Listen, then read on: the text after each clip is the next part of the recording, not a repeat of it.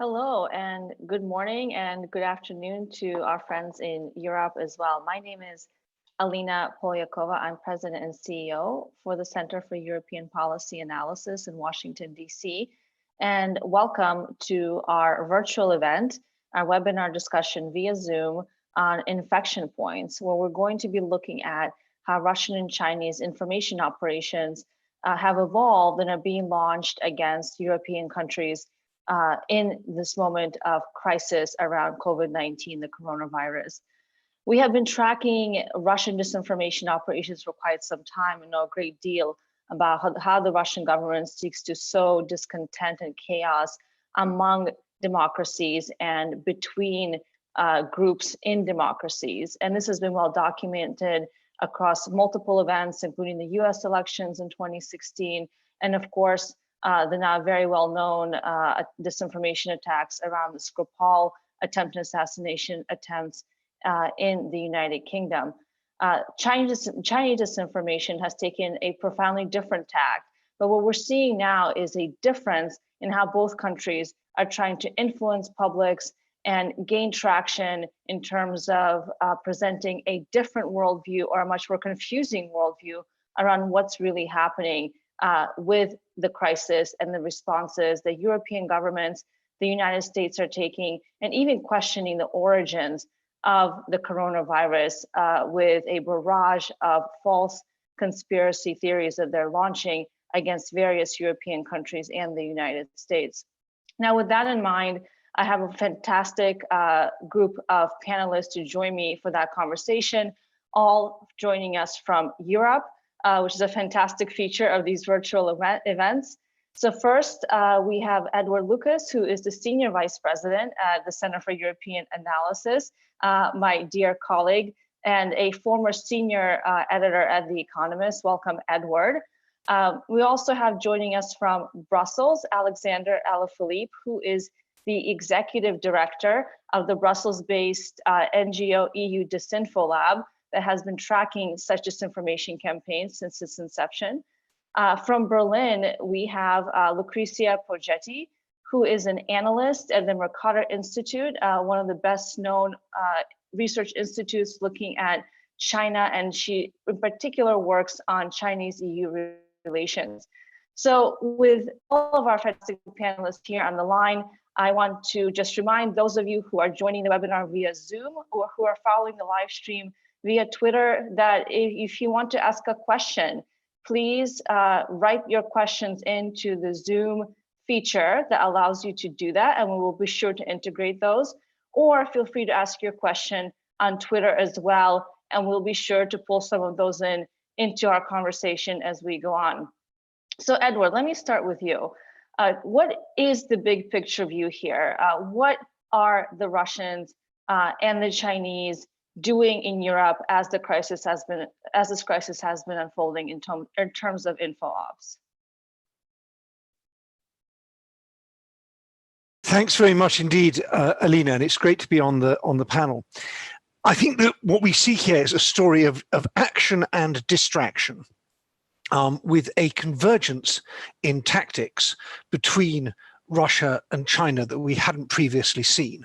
The distraction is spraying conspiracy theories around of the kind that we've seen much talked about on the Twitter and elsewhere in recent days, with the Chinese now mimicking the sort of tactics we saw from the Russians over the Skripal affair. It doesn't matter for them that these conspiracy theories are mutually contradictory. The aim is just to throw lots of confusion into the information system. And then the other is action, because this is not, I would say, a disinformation campaign. This is an influence operation in which disinformation plays a part. And we've seen this, first of all, with these very big, well-publicized shipments of medical supplies from China coming in with sometimes with Huawei logos, sometimes with pictures of the flags of the People's Republic of China and the country concerned, propaganda messages. And we've seen these echoed by local proxies such as the president of Serbia, but all designed to create the narrative that China does stuff while the West doesn't. The big question for me is how far is this coordinated between Russia and China? I would love to know that, and I suspect that our intelligence services are working hard on that right now. We certainly don't see any kind of confliction. It's not as if they're getting in each other's way, but we also don't have any, as far as I know, evidence of it being coordinated. The other question for me is whether they're overdoing it. And it seems to me that already we're seeing people saying, hang on a moment, this aid shipment is not what it seems. There was a extremely interesting investigative report in the Czech Republic, which I read today, about how some of the Chinese aid is actually not aid at all. There have been questions about whether this is just stuff that is normal exports being repackaged as aid. There's also questions about whether it works. Then on the Russian side, with this big Russian deployment, if one can call it that, humanitarian deployment in Italy, people saying, hang on, why do we have Russian APCs on the streets of our cities? So I wonder if, as we've often seen before, that there is a tactical success but a strategic defeat. What they may have done is to overreach, and the public is going to wise up to that. So that's my initial take: action and distraction, convergence of tactics, but possibly strategic shortcomings behind it. Edward, let me just follow up with you very quickly. I think one of the interesting things you mentioned that others have also pointed to is how for the first time we're seeing China follow the Kremlin playbook in a way we haven't seen before. And what I mean by that is this barrage of false information, fake conspiracy theories about the origins of the virus, that it's produced somewhere in a lab in the United States. It's a whole variety of other false information that the Chinese government has also been putting out. And I wanted to ask on this question of authoritarian learning, how do you see this developing over time? Why now? Why do you think it was now that the Chinese chose to do this?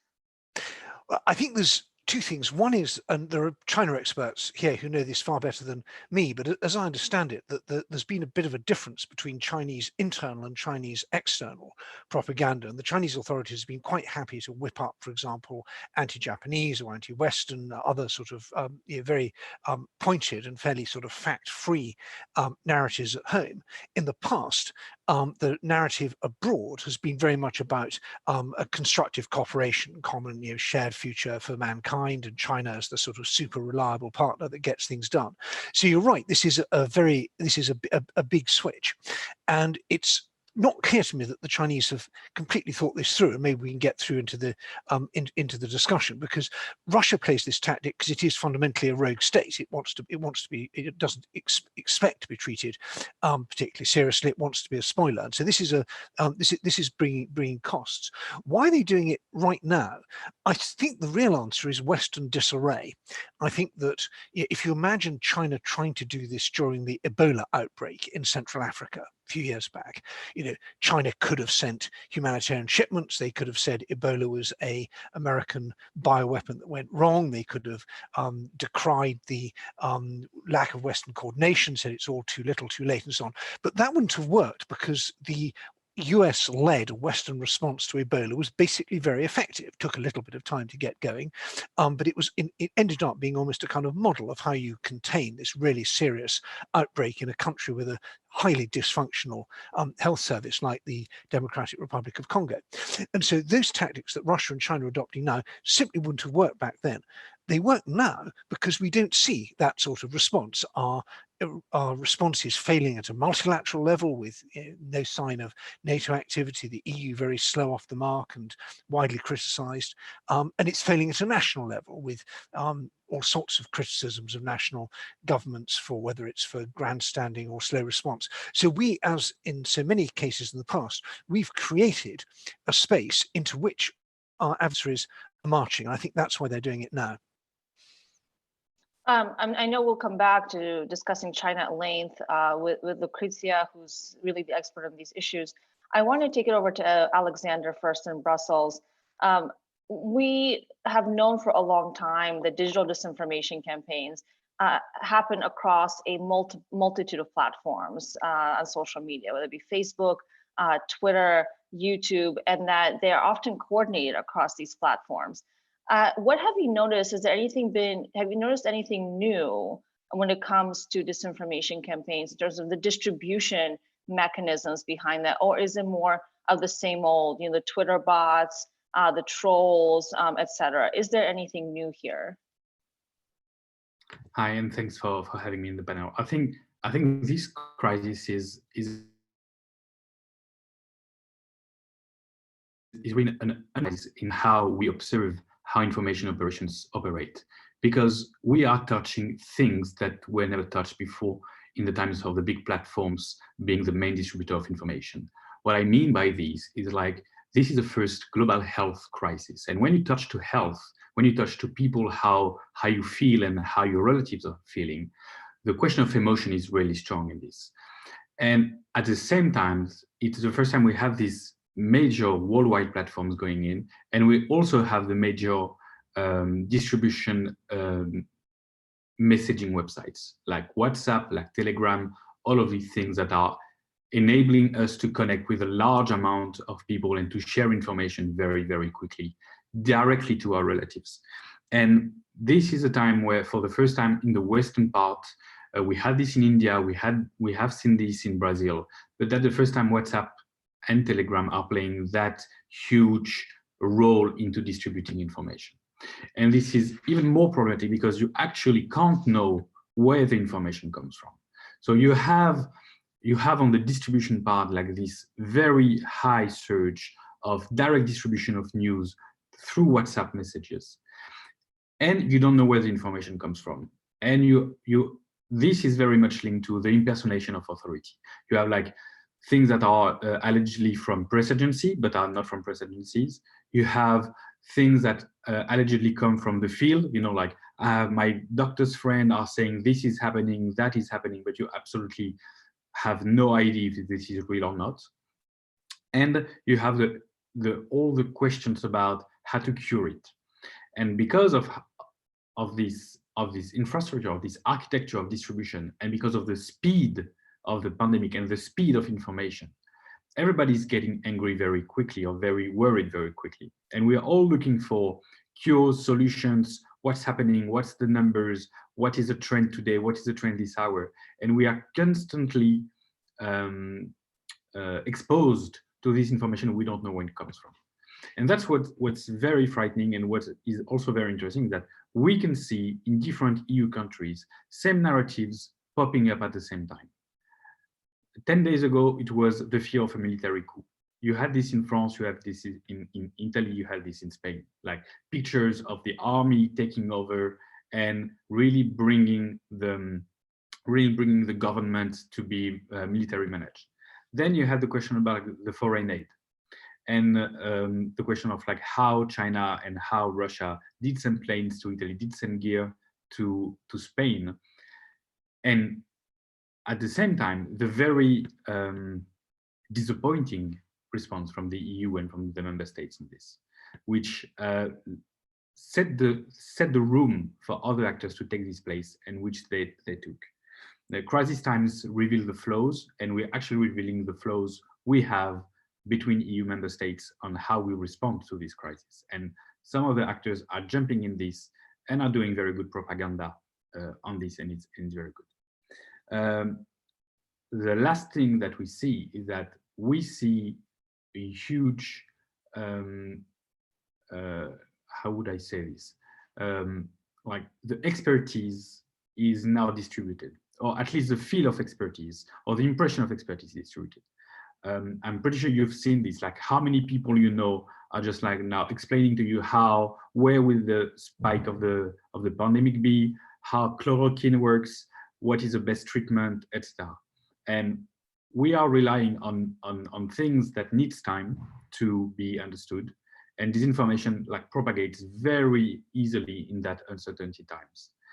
And in France, we have a debate about chloroquine. It's been 10 days now, and it's fed by foreign propaganda and foreign actors. It's fed by China and the China's embassy, who has started to promote the researcher promoting chloroquine already in February. It has started with the US and the President Trump also pushing for this without strong medical evidence. So we are seeing this these things being taken over by anybody. And we are really in a place where anybody is trying to take advantage of this situation. And that's not for the common good. And we are very worried about this. Thank you, Alex. I wanted to pick up on a few things you said that I think are quite profound. One, in the West, we've seen disinformation campaigns through the prism of elections. And a lot of the focus, certainly in the United States since 2016, but also I would say in France since the 2017 election of President Macron, where there was a Russian sponsored campaign against the president's candidacy at the time, similar to what happened in the United States. And I think since then, there's been a sort of bias to see information operations, influence operations more broadly as something that only happens during moments of elections. And what this crisis is again pointing to is that these kinds of influence operations are continuous, they're ongoing, they evolve and adapt over time. And it's not about elections, it's about high kind of peak attention moments, which elections are one, and also, of course, around crisis moments. And I think that is the point you make regarding the public health crisis, that we've seen influence operations, information operations around health issues in India and elsewhere. And this is the first time that we see them happening in the so-called democratic West. I wanted to get you to talk a little bit more detail for our audience about what you mentioned about WhatsApp and Telegram, because I think this is so important. Why is it a problem, a bigger problem or a more serious problem, that a lot of disinformation or influence operations are happening on these encrypted platforms versus on Facebook or Twitter or Instagram? Yeah, I think also, just to come back to what you said, I think we also see that there are like different tactics being used, because you have some actors that are saying like, actually there are solutions to this, and China has been paying on this, like there are solutions. We could do it in the US also. You should do this, you should do that. Whether you have other actors saying like, everything which is done is bad. So that's a different thing about like creating distrust and saying like everything is bad. So every time you take a decision, like every time like authorities take a decision, it's always bad, or it's always the bad things about it. And the other way is just like, look, there is this example you should follow, and you should follow this one. To come back to your second question, I think the question of Telegram and WhatsApp is really a crucial one. Telegram has a mixed model, as you know. It has the capacity for you to interact with people on an encrypted message way, like with WhatsApp, but you also have groups and you also have public channels.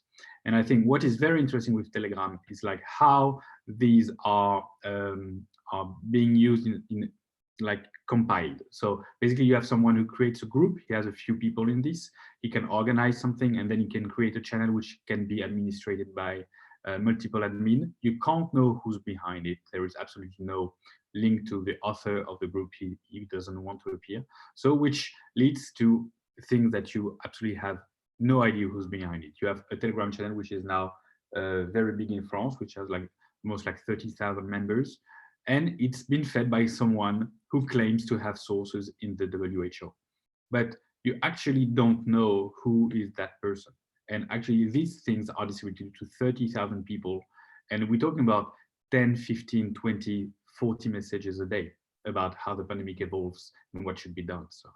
So we are arriving at a point also where we've seen the platforms, and we're going to release a blog post today about the first policy that have been implemented by the platforms and the main platforms like Facebook, Twitter, Google, Snapchat, Pinterest, like what has been done. And we see there is more content moderation from there. So which means that people who are ejected from these platforms because accounts are shadow banned, accounts are like channels or pages are shut down, then they go to these new spaces, because if you look at Telegram, you have absolutely nothing related to health disinformation or disinformation at all. If you look at WhatsApp, it's you have absolutely no control on this, and it's very easy to collect phone numbers of people and to add them into conversations. You have limitation on how many number of people you can have in a WhatsApp group, but you don't have this limitation on Telegram.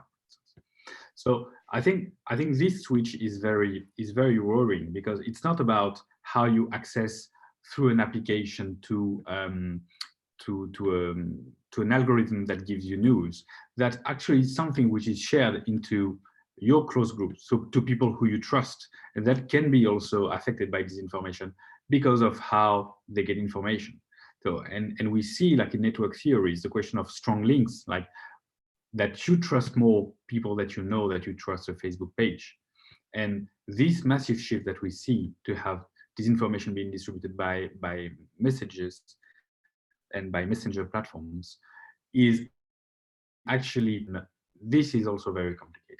Also, it's very complicated because most of these platforms are encrypted from an end-to-end perspective, so there is absolutely no possibility to study what kind of information is spreading there. Right.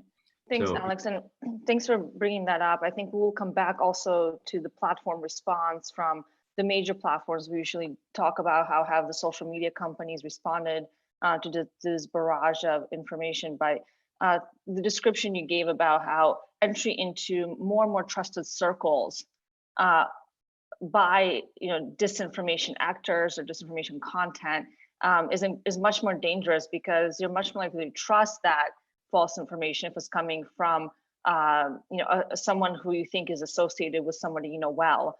And of course, that's a huge issue. Lucrezia, I want to take it over to you. We've been talking about China already.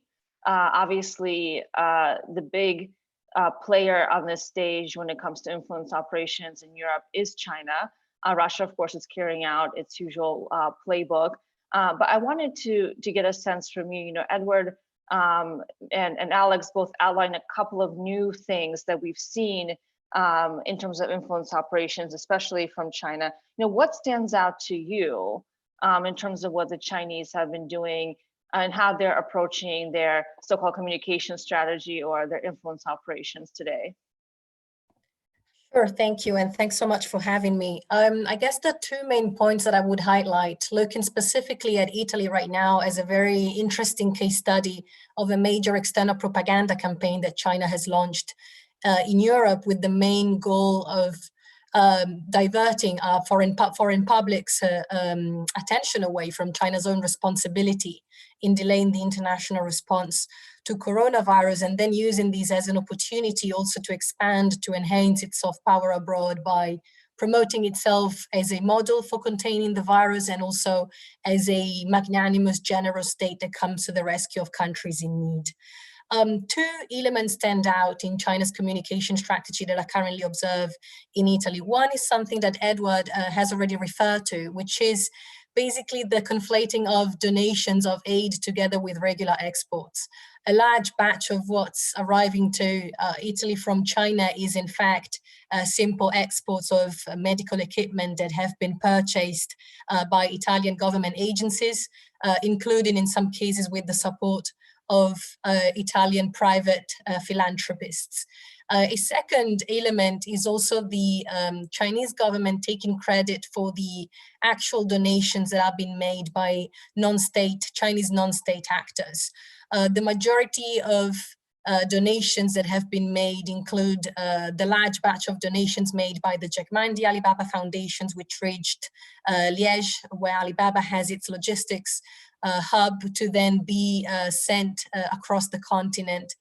There are examples of Xiaomi also making donations, of Huawei having launched its own charm offensive in this regard, but also cases that have to do with the Chinese Red Cross. And this is a very interesting case. It was quite symbolic that when a first batch of support arrived from China about 2 weeks ago, I think it was the 13th of March, the Italian foreign minister was live on Facebook to show the Italian public that China was coming to help.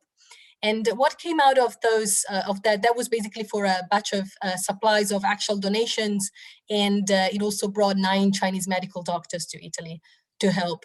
And that donation was made by the Chinese Red Cross. But originally, all the statements coming out of the Chinese government basically glossed over that fact to take credit for it. And then to conclude, one last element that is specific to a country like Italy and that we also see in Hungary or Serbia is the fact that populist Eurosceptic leaders are very happy to play along with Chinese propaganda to push narratives that are anti-EU, to basically contrast China's support to contrast it to the perceived, what they project as the lack of EU solidarity.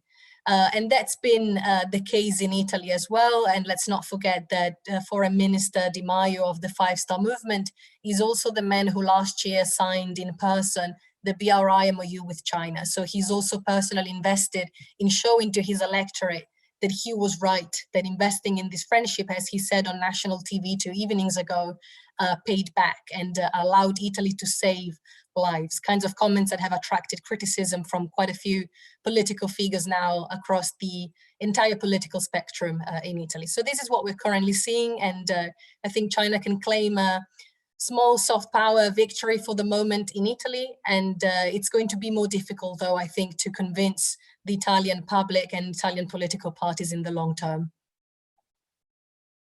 So Lucrezia, let me just follow up and to clarify so that it's clear for those who might be listening in. We've been hearing all of these news reports around the Chinese donations, as you said, of medical equipment, medical aid, etc., doctors going to Europe. And this has been hailed by the Chinese government and various Chinese outlets as China taking the global responsible leadership role in a way that, tradition the US has in terms of these crises. But what you're actually saying is that the majority of the so-called aid is actually paid for exports that these countries are paying for and receiving as part of, you could say, normal business relations. Is that right?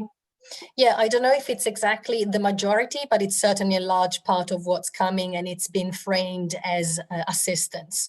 And to give you one interesting example, there's been a first phone call between Foreign Minister Di Maio and his counterpart Wang Yi a couple of weeks ago. And again, the results, the statements coming out of that phone call were basically talking about China, the special friendship between Italy and China. And thanks to that special friendship, China coming to the rescue by supporting Italy. In fact, what the two had agreed on during that phone call was for Italy to purchase about 1,000 pulmonary ventilators, which are rather expensive medical equipment. The only thing that China promised in that conversation was to put Italy on top of the list for those exports. So basically to try and get those lung ventilators out more quickly to Italy. Although if you think about it, until very recently, Italy was the hardest and the epicenter in Europe for sure.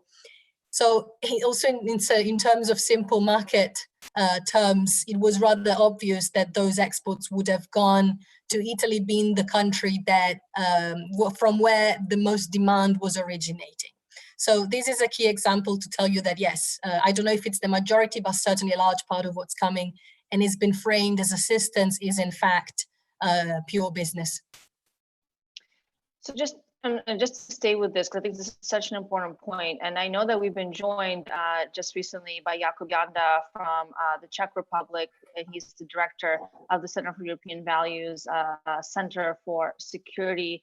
And we'll take it over to Jakub in just a second to also comment on the China-Russia dynamic in Central Eastern Europe.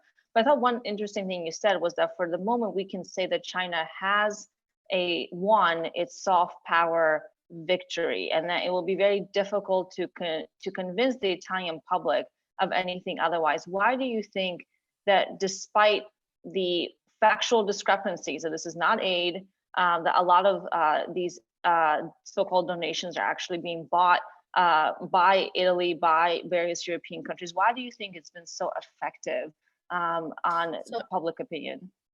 Sure. So what I meant to say was that in the short term right now, China managed to get a soft power win, but I think in the long term, it's going to be harder for China to really win this battle of narratives, let's say. Now, in the short term, the reason why I think this is proven effective so far is because there is a large part of the population that is very much Eurosceptic. And as I mentioned earlier, there is also a key figure in government who's helping to spread those narratives that talk about lack of EU solidarity to promote China instead as the source of the only support for Italy. I think in the short term, those Eurosceptic publics might be more prone to accept those kinds of narratives, anti-EU narratives in which China is used as a tool to contrast their support to the perceived lack of help from European counterparts. In the longer term, I think it's going to be a different story. European leaders will be asking themselves whether the Chinese government can be trustworthy. They will be rethinking their supply chains and the fact that we depend so much on China for crucial medical equipment. And something that Edward mentioned as well in his input, the fact that China might also be overdoing this might also backfire. People might start to ask themselves, okay, this is a little much. How come every single box of aid or exports that is coming from any Chinese player these days has a flag on it and a very nice sentence targeted to any different European countries kind of audience in their language? So these things might look suspicious. And in addition to that, China has also, engaged in outright disinformation by putting out conspiracy theories targeting the United States in particular, coming out of the Chinese MFA and spokesperson Zhao Lijian in particular. I think these are harm China's credibility, and this has happened in the Italian public as well, with a fake video circulating in which Italians were supposedly playing the Chinese national anthem from their balconies and saying, "Thank you, China." And secondly, with a Global Times tweet that misused the words of an Italian scientist to suggest that the virus might have actually originated from Italy in early November last year, which is not true. So to say that these things that are meant maybe to create confusion by putting out their multiple divergent narratives might also backfire in the long term. I want to go over to Jakub in just a second, but I know, Alex, you had a very quick comment on Italy specifically. So I will let you have that two-finger. Go ahead. Thank you, Alina.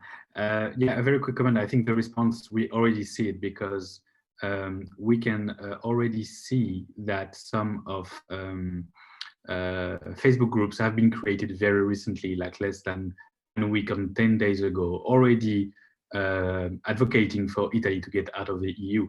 And we're talking about groups that are already almost at 1 million members in 10 days, which is something which is never seen to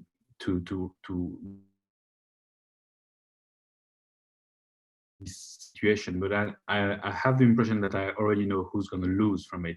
The EU is going to face very strong discussions and very difficult decisions in the next weeks and months, because the feelings against the EU in this country is really, really, really. Thank you, Alex. Yeah, I want to conversation. Some of the trends that Lucrezia has described in terms of political leaders asking for help explicitly from China. This is not something that's happening in Italy, of course. It's also happening across Central Eastern Europe. What are you seeing in the Czech Republic specifically in terms of Chinese and Russian influence operations?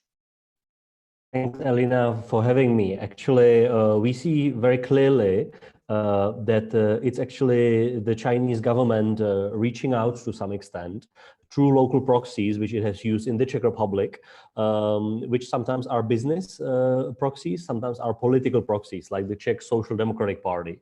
So this offer of what was called aid was actually provided to the Czech Republic from the Chinese government. But as you mentioned, it is not aid because it is being paid for with heavy amounts of money from the Czech public budgets. So first, it is not aid. Second, it's already coming. What we have seen very initially at the beginning of the crisis in the Czech Republic is that the Chinese proxies in the Czech government, like the Czech Social Democrats, have actually ignored some of the Czech and other companies offering help in providing medical gears, for example, and they have actually reached out directly through proxies to China, which at first was seen quite positively by the public or even by the media, seeing as a quick help could arrive, but there were strings attached, which I think is the most important thing here to be following, because we have seen the Chinese ambassador in Prague actually demanding Czech Prime Minister, Czech Vice Prime Minister to go to the Prague airport to welcome the supposed aid coming from China. And there were many statements by Czech leading politicians which were actually praising China while they were not praising anybody else who actually was offering help. I think this overplaying actually will backfire in a couple of weeks, as it is already happening in the Czech Republic. I think the most important thing here, outside of the material exchange, let's say, or trade of medical supplies, is actually to see how the Chinese government will use, or I would say weaponize, this process. And very practically, we know that China or the Chinese government has very specific objectives in many European countries. In the Czech Republic, very specifically, it's two things. One, forcing the Czech government to cut ties with Taiwan. Second, push through Huawei into the Czech 5G networks and essentially kill the Czech cyber agency's warning against Huawei, which has been very clear and strong. And we have seen the Chinese government pushing Czech government on this in recent weeks and months. So the expectation is that after the initial crisis is over, after the Chinese government will claim, okay, we have delivered support to you, now we expect something back. Now we expect you, the Czech government, to appreciate this by taking some policy concessions. So I think this is something what we all should look for, how actually the Chinese government will use this exchange of goods for money, because it's not aid, because I would expect them to be asking for very specific policy concessions, which usually are related to 5G and Huawei, Taiwan, or the Chinese government wants us in Europe to shut up on human rights, also on the Chinese concentration camps. Those are the top 2 or top 3 things the Chinese government wants. So I think our job should be, in general, as specialists in this area and journalists as well, to actually expose once this will be happening. So make it transparent, to see that this is not the usual crisis response aid where governments help each other because they are friends or they want to help each other, but this is a geopolitical move which is almost anything which the Chinese government has done towards Central Europe. Thank you, Jakub. I think the point you make that this is not one aid in the traditional sense of the term, nor is it free money when it is aid. There are always strings attached. Is the key point here. I want to just take a moment before we go on the conversation to remind everyone listening in and to encourage you to pose a question through the Zoom Q&A feature or via Twitter, which we're also monitoring if you're following the live stream there. And we'll start to bring in some of our audience questions that I see already been gathering in our Q&A into the conversation. Ask a more general question. Let me start with you on that, Jakub. I think one difference that we've seen compared to previous influence operations, and if I look back in the United States to 2016, for example, where we were caught here in the US as unprepared for the barrage of disinformation and for the hack and leak operation that took place in 2016. I think we're in a very different place now where governments are responding, and we have seen that to a certain extent. How would you assess how governments have been responding to either debunk, expose, or just call out these various disinformation campaigns? Mm-hmm. I think there are 2 levels of this. One, direct disinformation coming from the Chinese government or related entities. To that, I have honestly I haven't seen much of European governments' response to it, because many of European governments feel they don't want to upset the Chinese government for various reasons. Current crisis, economic ties in the future. That's the reason why the UK has done such a stupid decision on 5G, on allowing Huawei into it. Similarly in Germany, going this way. So I haven't seen much of the direct response to Chinese government disinformation. The second part of this is that China, unlike Russia, at least in Europe, we see that Russia has a very complex and very detailed infrastructure for disseminating disinformation through local political information, extremist proxies, and many others, websites. There is basically the whole army of people doing it for Russia. While for China, it's much more limited in the extent, but the depth of this is very deep, because what China does essentially is that China hires politically influential figures in Europe, people who quite often wouldn't work for Russia, but they do work for China, and they are the messengers of Chinese strategic disinformation. So, and that's the reason why if you have former high-level politicians, high-level officials coming from European governments who are now the Chinese de facto ambassadors across Europe, you can't expect the governments to be going hard against those people directly. So that's why I think the Chinese disinformation on this particular crisis, and I think going forward, will be very hard to fight off if I'm speaking about the government's response. I see a lot of journalists and a lot of specialists and experts looking into it, but I think at the government level, we are actually facing, at least in Europe, we are facing a deadlock where many governments will not be willing to call out Chinese government's disinformation because just the fear of economic pushback against them in the future. Procedural, and if you could just mute yourself once you're done speaking to our panelists so we don't disturb the conversation. I want to start bringing in some of the questions that I've seen come up in our audience Q&A. Agnieszka Weinar asks, I live in Canada where the discourse of so-called quote-unquote charitable China has already been established, and the same is happening everywhere else, meaning the exposure that this is not, no strings attached aid that's coming. So whose job is it to debunk, react, and how? Which I think takes us to this question of what is the responsibility here of social media companies and also governments, which Jakub's assessment has not been particularly positive. So I think let me start with you, Edward, and perhaps Alex, if you want to pick up on an element of that question. The question of charitable China is a really interesting one because it has so many different elements. You've got the idea that China is competent at home. You've got the idea that it's benevolent abroad. You've got the idea that it's a responsible partner. And I think you have to, there's no silver bullet to this. You've got to unpick it in lots of different ways.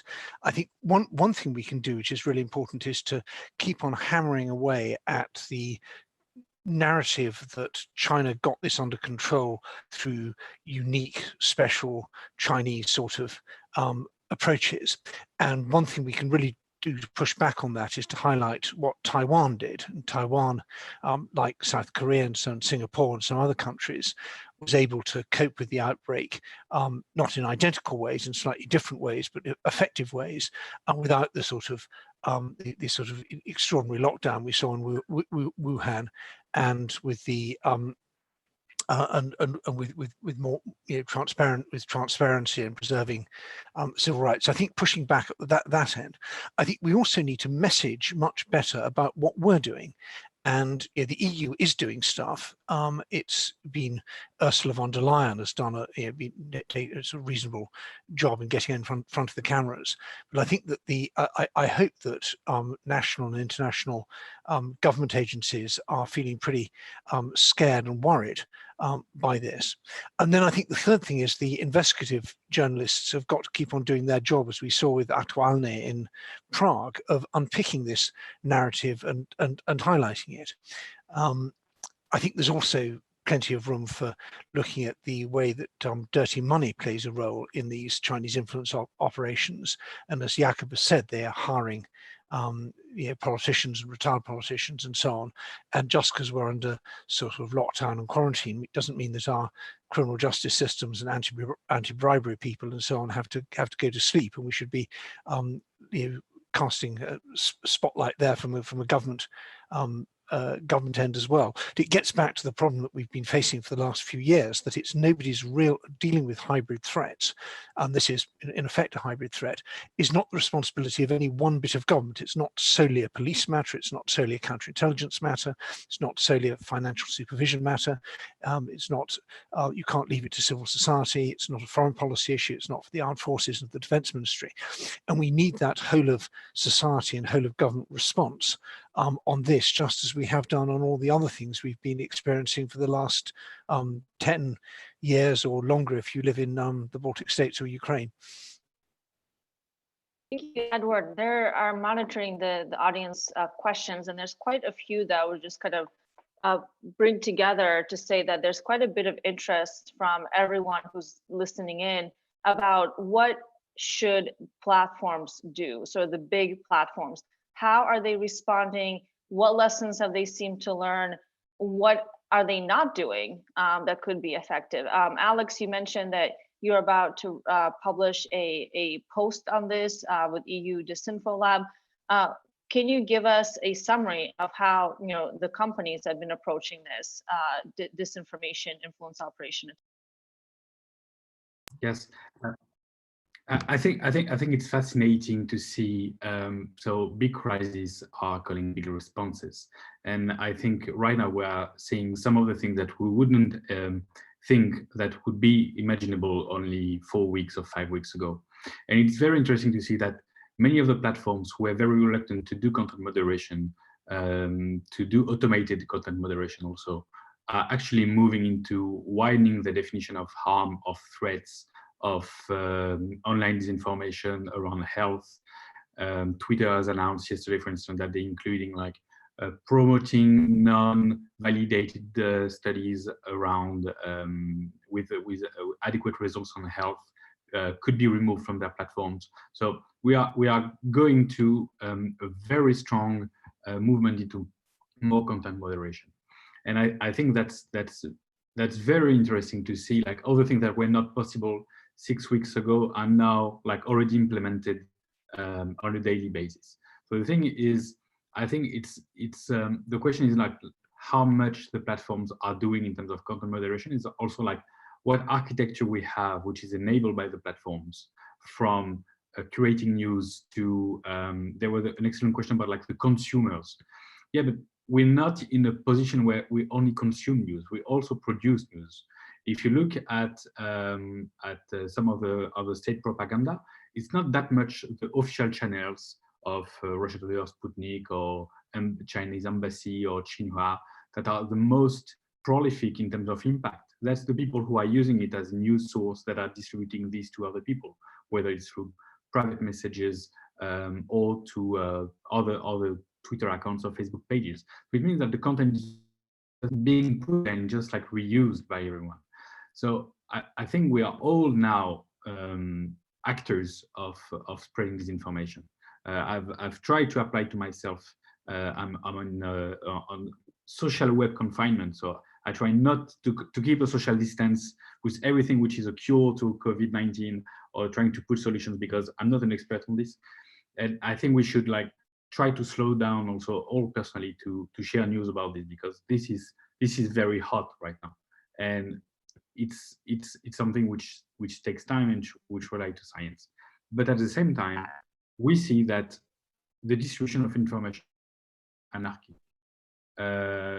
and everybody has an opinion, and it's just like amplified on a way which is almost unmanageable by everyone. So we'll have to think about what's the impact of this, how can we assess the impact of this crisis on health, on how people feel, what has been useful, what has not been useful. And we are in a place where most of the policies will evolve in the next weeks. I mean, marketplace selling fake masks or masks have been banned from Amazon.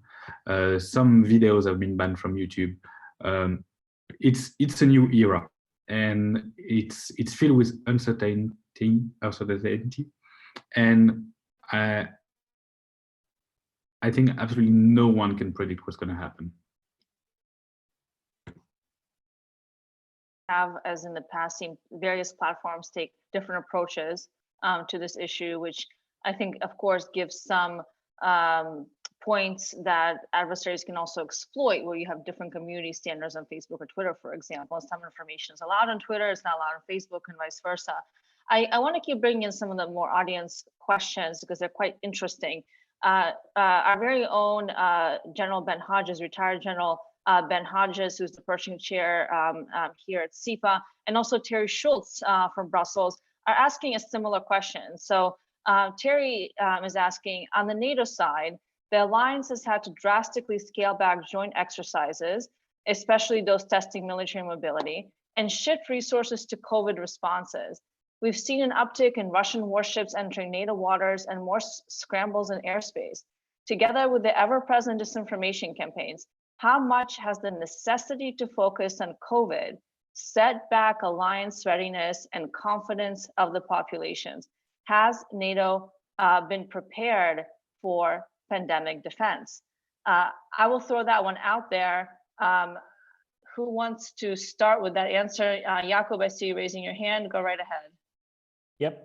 I think it's clearly Defender 2020 has been downscaled a bit, and there has been massive disinformation in Europe coming mainly from the Russian sources, saying the US soldiers are spreading the disease in Europe, which has not been confirmed to my understanding. So I do consider it disinformation. So this situation is actually coming up in much more serious terms, not only at the military side, but also the perceptions among the populations in Europe, because as we know from the old KGB operations of blaming the United States for development and spreading of AIDS, we see this very clearly now happening from the Russian and Chinese side.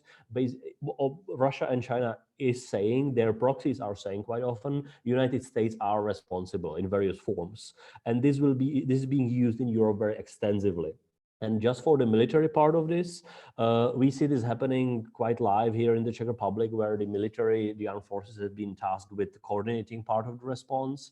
But the national militaries in Europe have very strong confidence of their societies in most of European countries. The problem is that once it becomes international action, there's a much bigger room for disinformation. So for example, if it's just the Bundeswehr responding in Germany, to some extent with logistical or medical support, I would suggest that will be seen quite positively.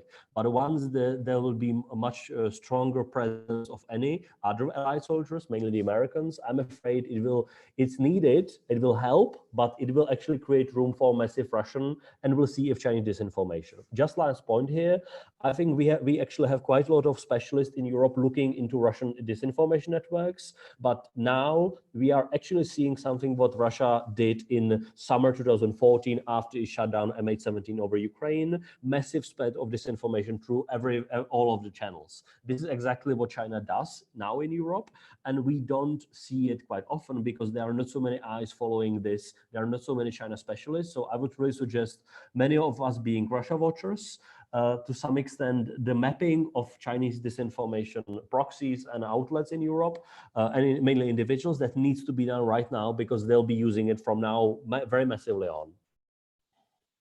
Lucrezia, let me just take it over to you, and I want to just be mindful of the time and still give everyone opportunity to have final comments before we wrap up. And I've been monitoring the audience Q&A.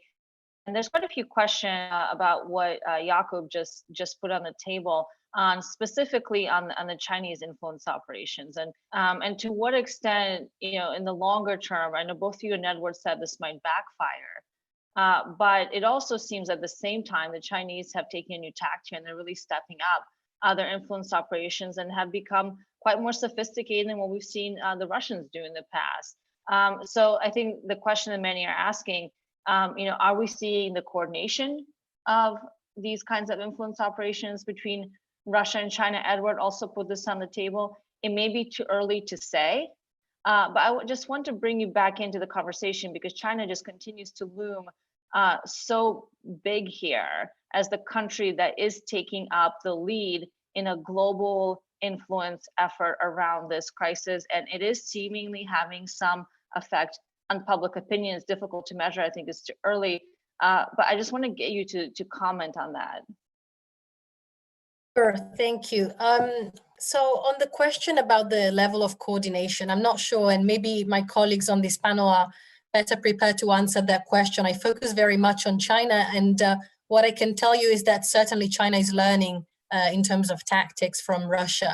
For example, this whole idea of spreading multiple conspiracy theories, including contradictory ones, that's really taking a leaf from the Russians' own playbook. But more on, because you mentioned the level of sophistication and China becoming a prominent actor when it comes to influence operations. It's a huge topic and we could talk about this for another 2 hours, but to try and sum it up, I would say, you know, yes, China is very, very active on that front, the influencing front, and on multiple fronts when it comes to influence activities. You know, there are investment dependencies. Obviously, China is a huge economic power, is able to leverage that vis-a-vis different European countries and different nations in other parts of the world. There is a media component more broadly. China has been very actively not only using media in different languages to communicate with its own voice to foreign audiences, but it's also stepping up its game in terms of concluding media cooperation agreements with news agencies, national broadcasters in liberal democracies, which is quite problematic from so many viewpoints in terms of spreading what is effectively Chinese propaganda, including also if you think of the lack of reciprocity with you know, journalists from the US, from the West being censored, being expelled from China. To open a WeChat account, our embassies in Beijing have to go through a very heavy bureaucracy. So, you know, a huge lack of reciprocity there. There is an element that has to do more with academia and think tanks and China trying to lead formats in that regards as well. And then there is an element more specifically related to what we are discussing today. So China's disinformation, including using platforms such as Twitter and Facebook, which are blocked in China. And in that, China hasn't been very sophisticated, so much that China's disinformation in that sense has been mostly reserved to the Chinese-speaking world, to Taiwan, to Hong Kong, through, you know, CEPA, which are independent but still tolerated by those who administrate the Chinese internet. Obviously, disinformation starts at home. Let's not forget that's the huge part of China's work in that sense. And then externally, what's important that I would like to highlight here is that even though China hasn't been really sophisticated in its messaging on online platforms towards Western audiences, it's investing its resources in learning how to do that better. You might remember that just around last summer, when Facebook and Twitter removed many accounts that were part of a coordinated government campaign against the Hong Kong protesters, around the same time, different government-affiliated agencies in China, including the Cyberspace Administration of China, China News Agency, and the Chinese MFA, were all issuing contracts to outside media communication companies to basically allow them to basically increase the number of followers on the foreign social media platforms. And part of those contracts, including requirements such as having foreigners on the team, to signal that China is very, very interested in learning how to speak to foreign audiences. And there is so much more that we could be saying about this topic, but I guess I will leave it at that, being conscious of time. Well, thank you, Lucrezia. I think we could probably have, as you said, another conversation about this, and maybe we will, to zero in on this specific issue. With my eye on the clock, and you know, if our virtual audience can bear with us, I just want to give everyone a final opportunity to respond either to what your colleagues have said on the panel or to what our audience has been putting out there as well. One of the questions that's come up a few times is, what about other state actors like Iran? Are they active in this space? Where do they fit in? And of course, on the NATO question, I think there's a lot more to be said there in terms of preparedness and response. So let me just give everyone, 1 minute for final thoughts before we wrap up. And Edward, let me start with you. Great. Well, I want to thank all the people who asked questions, and sorry we didn't get back to them. I think one thing that's really important is that the discussion of the virus and the pandemic is very helpful to people who are worried about information security and influence ops, because it's getting people to think about disinformation and how the different vectors that can be used by one hostile actor can then also be used by another. So there's a really interesting discussion about how the groups that have been campaigning against 5G with conspiracy theories sloshing around are now being sort of activated to campaign on hoax medical issues. and on the source of the pandemic and so on. So I think that the people who've previously said this is just kind of crazy cold warriors talking about the threat from Russia now realize that the health of democracy and the rule of law, and indeed our own physical health, is dependent on the health of the information environment, and that this has vulnerabilities and they can be attacked in all sorts of different ways. So I think that trying to build that linkage between resilience in public health terms and resilience in national security terms is going to be a big task going forward. Thank you, Edward. And Alex, let me take it over to you. Yeah, I would like to share. It was optimist. I'm not that optimist today, unfortunately. I'm really concerned about how this will play in the long term. I can feel things are going to happen, and I think there is a very good comment about Najab and Sen on we are more aware of this coming out, but actually people in the field, they don't care right now. They just want to be cured, they want to go outside, and they want to feel better. And I think all the discussions we have right now, which are very important to understand what's happening and to decrypt what is happening on a daily basis. But on the long term, I'm very worried about a huge anger that will be fueled by social platforms and by users of social platforms against, like, if it's going well, it would have, if it's going bad, it would have been their fault anyway. And this is going to be fueled again and again and again because it's playing on every interest. And if we look at domestic disinformation on this, it's massive. It's massive. Like most of the things we see are spread by local users who are actually doing this with a very high efficiency at a very low level, but like with huge spread of disinformation.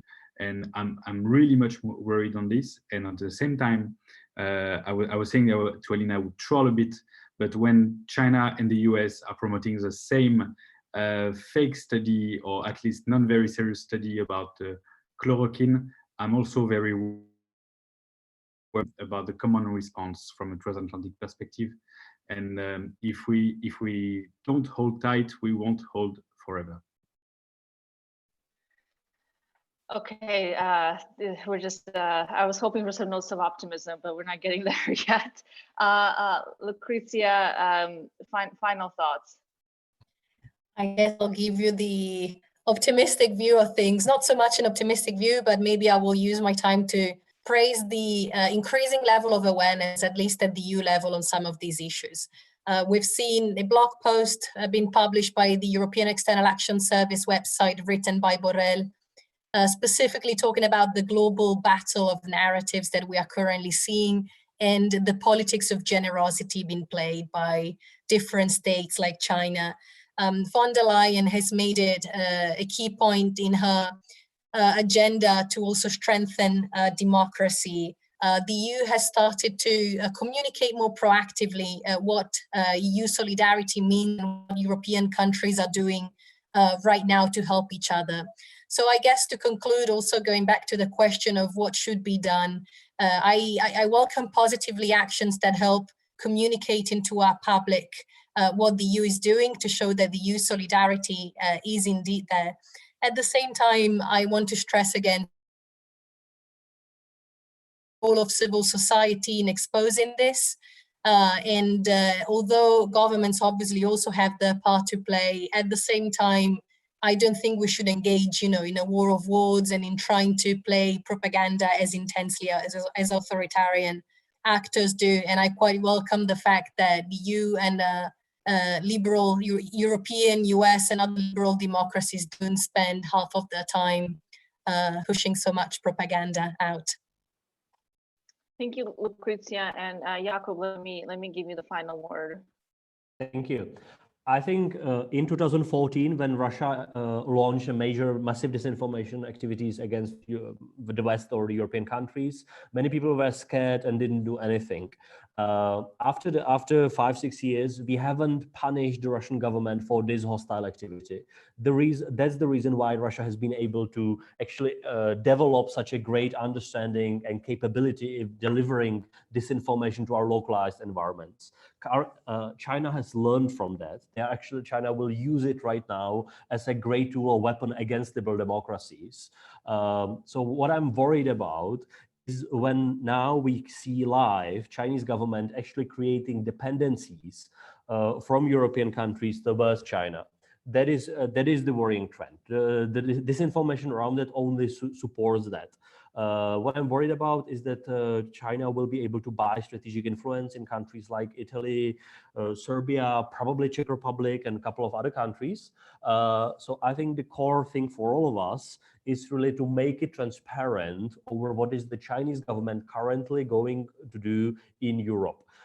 Because if we actually allow these dependencies to be created, we know how it ends up. We know what China does to countries which essentially become Chinese protectorates in Asia or in Africa. So I think it's really our job to expose it and confront our national leaders, because otherwise we will end up in a much worse situation than we did after 2014 and Russian attack, because China is much more powerful than Russia in its strategic influence capabilities. So thank you, Jakub. And with that, I just want to thank all the panelists and all the audience members for the many, many questions. And I apologize we weren't able to get to all of them, but I think this means that we will hold a conversation on this issue again, and probably many times over, as we watch the crisis evolve and track how China, Russia, and others are trying to use this opportunity to sow chaos in our societies. Before I let everybody go, I just want to make sure that everyone's aware that we'll be having another virtual event next week on March 31st, looking at how the Baltic states have been responding to these influence operations. That will be with all 3 ambassadors to the United States, from Lithuania, Latvia, and Estonia, to talk about how their countries, which for a long time have been the subject of Russian disinformation, increasingly Chinese influence operations as well, have been building resistance and resilience to these kinds of influence ops. So once again, I'm Alina Polyakova, and thank you so much for joining for this CEPA virtual event. Thank you to Edward, Alexander, Lucrezia, and Jakub, all for joining us from Europe, and wishing you all a good rest of your evening. Stay safe and healthy, and we'll see you soon on the virtual space. Goodbye.